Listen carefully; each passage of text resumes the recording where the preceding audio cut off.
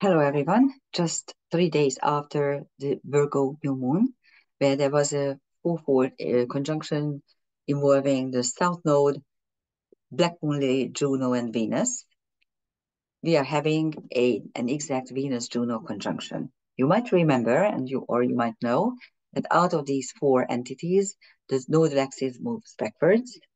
Uh, Black moon takes about 9 years to arrive at its natal position. We can't say its orbital period because it's not orbiting. It's a point in space. It's a calculated point. And Venus has about 8 months, and Juno has about 4.5 years of orbital periods. So out of the four, obviously Venus is the fastest moving. And in the new moon chart, it was around the south node, a little bit behind the south node, and now it's exactly conjunct Juno. Why is it interesting, you might ask? And actually, these two archetypes seem to be mutually exclusive. So here's the exact chart for London. It occurs on September the 6th at 7:24 London time, AM London time. And the position of the conjunction is Libra 9 degrees and 36 minutes. And if you take a look at the chart, we are not going to analyze the chart, although it's quite fascinating because you have Jupiter on the midheaven, you have Astraea on the ascendant, so there are some highlights. But we're going to concentrate on Juno and Venus. And there's a very funny and nice Hungarian folk tale. It's called Rose and Violet. But interestingly enough, these are not two flowers, but Rose is a boy and Violet is a girl, and their vicissitudes and their experiences are being told in the tale. But it just occurred to me that Venus and Juno could be described by these flowers actually, because Venus, the lover, is the beautiful rose, of course, and the wife, Juno, the first lady, is like violet.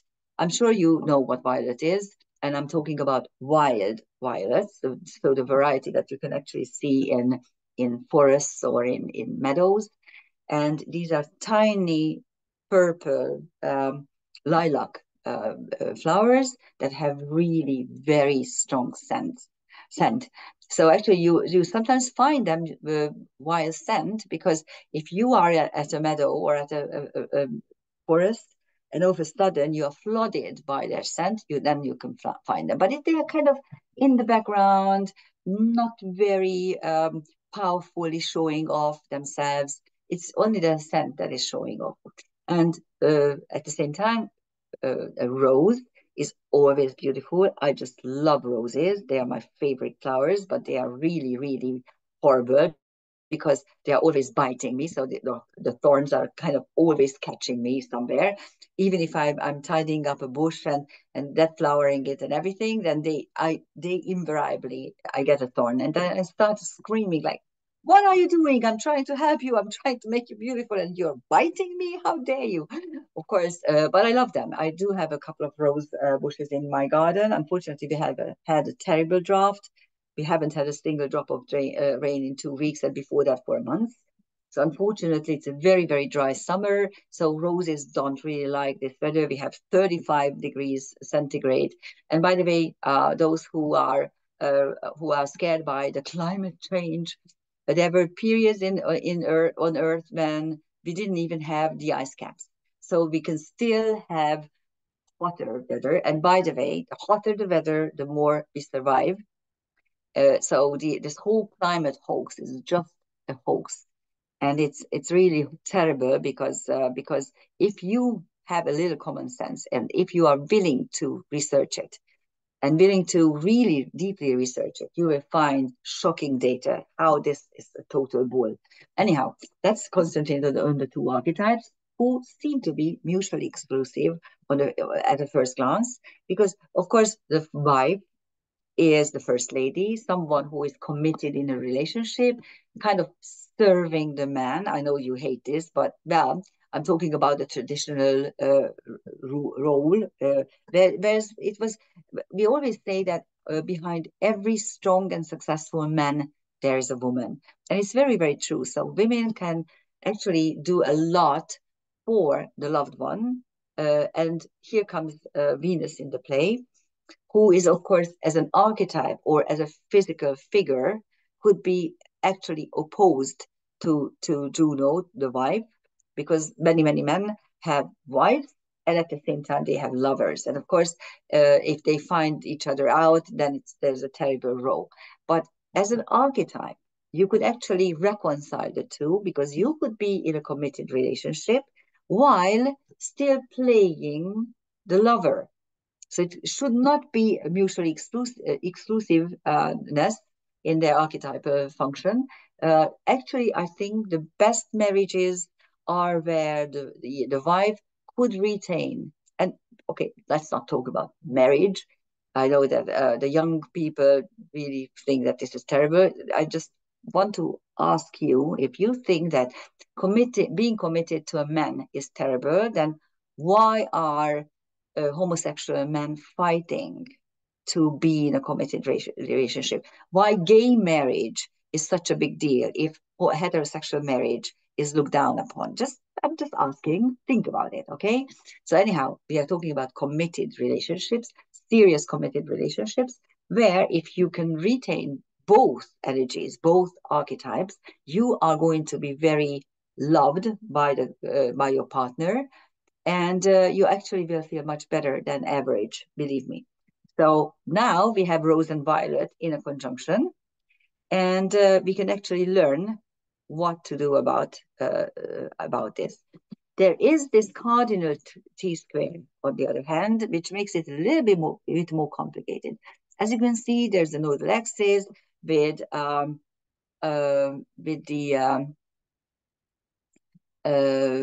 black moon and the south node, of course, at the apex of which, this is a cardinal T-square, so it gives you drive and action.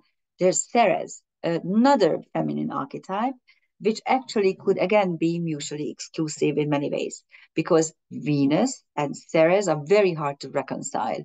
If you want a little literary piece, read The Tempest. At the very end, there's this little performance where the gods are performing for the young lovers. And there you have the role of Venus and Ceres and Juno. And actually, they don't allow Venus to go near the couple before they actually are getting married. And Ceres and Juno are kind of overseeing the whole thing. Yes, Ceres is the nurturing principle, so another mothering archetype, nurturing food, um, uh, um, all kinds of things. Family values are linked to Ceres, and of course, in this way, it could be reconcilable with Juno. But if you come to think of it, this happens so many times that whenever in a either in a married couple or in just a committed relationship, a child is born, then the woman, the mother, and the child are somehow getting into this very, very close system where the man, the father, could be excluded. Many men are telling me that when their child was born, they kind of fell out of the relationship because they felt that they were neglected. And this happens, unfortunately, many, many times. Somehow we become mothers and we neglect the role of either the wife or the lover. So, and here, this is what you see in this T-square, because the Juno-Venus conjunction could be very nicely reconciled. The problem is there are three, and we are not talking about the Black Moon Lilith and the nodal axis. We are just talking about the three feminine archetypes. And this is exactly what you read in the 1984 novel by George Orwell, that there are three main superpowers on the earth, and two are always at war, and the other one is kind of the allied force. And these roles change. These rules constantly change, and that's exactly what's happening. So it's very, very hard to reconcile all three archetypes to become a full-blown mother, a full-blown lover, and a full-blown wife very few women can do that. Very few women are able to play these roles perfectly. So you probably will lean on to either or the third one.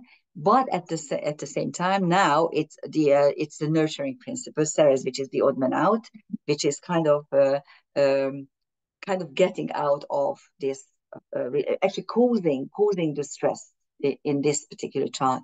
And Venus Juno could be reconciled. We could learn how to reconcile this. There are some transcendental celestial objects, quite fascinating. If you take a look at this fourfold conjunction on the south node and Black Moon Lilith, which is the third turning point of the Lilith myths. I have some videos on the Lilith myths. You can research it. It's on my channel. You see three archetypes which are in the new moon chart as well: Imhotep, Merlin, and Nyx. These are on the south node Lilith, Black Moon. Imhotep is a polymath. Merlin is a magician, and Nyx is the night. So, actually, which symbolizes the fact that after a night's darkness, there's always a new day being born, and a new potential is always there. So new potentials are born during the night and coming into the limelight. Okay, and on the Juno-Venus conjunction, you have Hathor, the mothering goddess, the cow goddess of the Egyptians; Diana, who is the goddess of hunting and wild animals. So it's a virgin archetype. Mother and virgin are there, so two ways of the feminine, of the sacred feminine are there. Makey, which is a fascinating TNO. It describes soul loss and how the soul particles are being brought back. It usually signifies, and it's prominent, it signifies that the incarnating soul has some kind of soul loss, soul fragmentation, as Judy Hall mentioned it. And then with Makey, you can actually somehow draw back those soul particles. That would be the task, but it's quite painful. The whole thing is quite painful. But actually, this is the sacred feminine. We need to see all aspects of our lives. And then you have also two fixed stars, Vindamiatrix, which is Epsilon Virgo. It is the life-giving, fruit-picking hand of the celestial virgin, and Diadem, which is Alpha Coma Berenike. And this is the world where our quietly done sacrifices are being collected. So that's a fascinating fixed star. While Virgo is on the ecliptic, it's an ecliptical constellation. Alpha Corona Borealis Berenike is up there, so Coma Berenike, the hair of Berenike. Okay, on the north node we have astronomy, and Thetis, the ocean goddess, who is actually the ocean is always emotions, of course. So we need to see the emotions and take them into consideration. And on Ceres, you have Electra, the princess who is getting her little brother to kill their mother because she wants revenge. And two TNOs, Quaoar and Pholus. Pholus is a TNO which goes back to a fourth generation before you, and it gives you the family lineage and or the transpersonal and generational traumas that you can actually either carry or heal. And Quaoar is a creator god of the Californian Tongva tribe, one of my favorite TNOs, because Quaoar all of a sudden wakes up. There's nothing around him, and he has a physical body and he has a voice, and he uses these two to sing and dance, and he creates through this. And it signifies what I call a creation out of nothing, because actually when you have nothing, you have to have you have to be really resourceful to be able to create, and that's Quaoar. There are karmic wounds linked to it when you lived in certain eras where you had nothing, but you had to be creative in order to survive. That's Quaoar. And it's on Ceres, the nurturing principle. Brilliant. And in the end, in the evening, around let's say that day, the 6th of September, that night, actually, as far as I remember, at 10:30 p.m., if something like that, is the tightest of, it's when we get the tightest of this Grand Trine between Pluto, Uranus, and Astraea. It's the Uranus Astraea portion that is tight then, and it's this whole thing will never actually become exact in the upcoming days and weeks, simply because Uranus is faster than Pluto. Pluto will turn back very soon, and then on November the 20th, just 15 days after the American election, it is moving permanently into Aquarius. And from then it will be ruled by Uranus, of course, and Uranus will take a bit longer for it to turn around. And as far as I remember, it actually will reach 25 degrees Taurus, and then it will turn back, and it will then cross into Gemini, and that is when the Uranus Pluto trine will occur for sure. But I found it interesting that with Astraea, the karma breaker, we still have this Grand Trine. It's a little bit tight for my, I mean, not tight enough, sorry, a little bit wide for my taste. I like really tight orbs, but it's there. You can utilize it, and you can utilize it on a day when Juno and Venus are exactly conjunct. So let's take it apart a little bit. Actually, Uranus and Pluto were conjunct in 1965, 66-ish, between 65 and 67, let's say, a couple of times. And then they had the first square, the waxing square, between 2011 and 2016. They had 7 exact squares, and I kept saying that by the time they are done, when you look around, you won't recognize the world. It will be so badly changed. Uranus, of course, is revolution, sudden changes, chaos, anarchy, and freedom urges. And Pluto is power and transformation. And when these two get together, they're really explosive energies. But this is a trine, and it's not an exact trine, so the potential is there to create something revolutionary on the earth plane that transforms the earth, and that's what we need, darlings. That's what we need. Look around. This whole woke idiocy, the whole green agenda, the total disrespect for anything that is valid, that is traditional, that is nice, that has real value. It's terrible. It's really shocking how people don't see, but of course they do see. I mean, just 2 days ago, a day ago, I'm recording this on the 3rd, which is a Tuesday, and on Sunday the Germans elected in 2 of their territories, and very interestingly, the ruling parties got sacked totally. But very funnily, there is this interesting party. It's called AfD, Alternative für Deutschland. I think this is the German name, and they're totally excluded from everything. So there's this huge cordon sanitaire, which is a barrier. They don't allow them anywhere, but they're hugely gaining. They are building in numbers. Think about it. The mainstream may deem a party Nazi. They're not Nazis. They are just for their own countries, for their own country, and they can say that, okay, I don't care what you, the voter, voted for. I'm not going to allow this party to exercise any kind of governmental role. How is this democracy? Tell me, how is this democracy? The whole thing is ridiculous.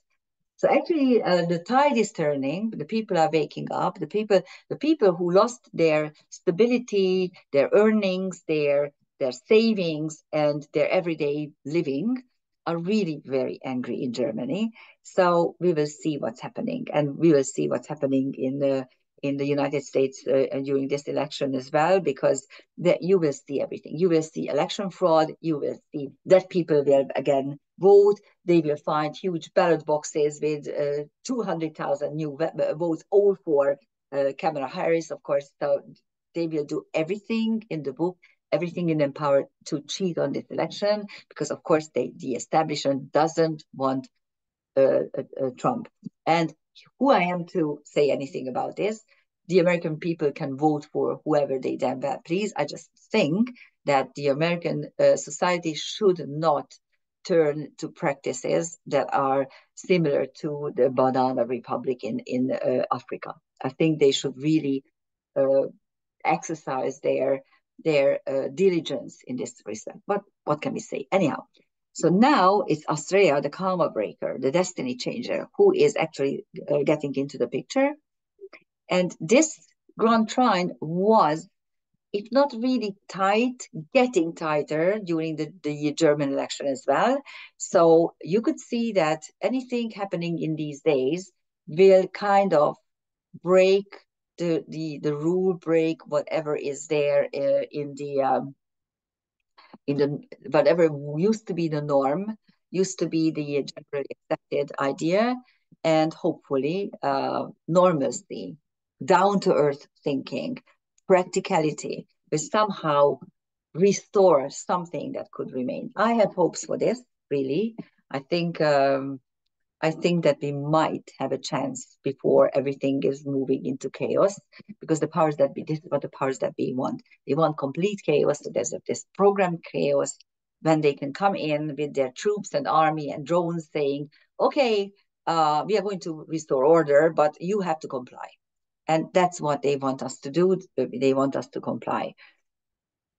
How it's going to play out, I have no idea. I'm not looking far ahead because we can't know. These are just energy patterns, and we can utilize it according to our need, according to our willingness, according to our way of life. And this is important. So utilize it on your own. Now you can change patterns and you can actually reconcile Juno and Venus, and that's what counts. Thank you for listening. Bye bye.